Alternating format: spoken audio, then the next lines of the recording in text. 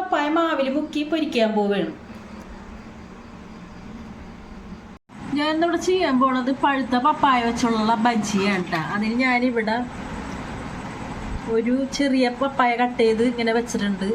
പിന്നെ ഞാനിത് നമ്മളുടെ കടലമാവ്, മുളക് പൊടി, ഉപ്പ്, പിന്നെ ആവശ്യത്തിനുള്ള വെള്ളം,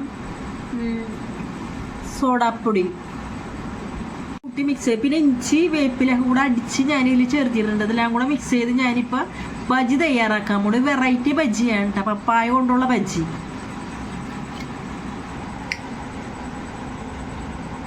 ഈ പപ്പായ മാവിൽ മുക്കി പൊരിക്കാൻ പോവുകയാണ്.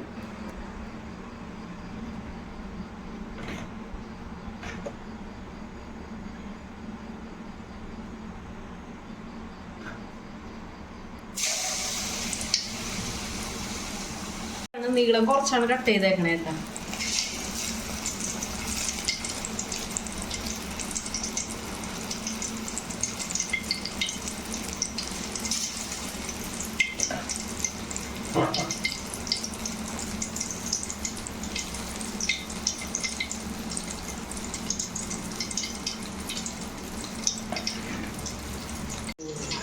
ഞങ്ങളുടെ പപ്പായ ബജി ഇവിടെ റെഡി ആയിക്കൊണ്ടിരിക്കുകയാണ്.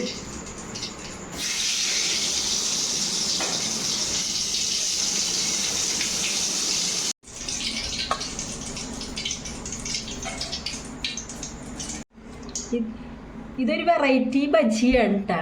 നിങ്ങൾക്കൊന്ന് ചെയ്ത് നോക്കാം. പിന്നെ എൻ്റെ വീഡിയോ നിങ്ങൾക്ക് ഇഷ്ടമായ ലൈക്ക് ചെയ്യുക, കമൻറ്റ് ചെയ്യുക, ഷെയർ ചെയ്യുക, സബ്സ്ക്രൈബ് ചെയ്യുക.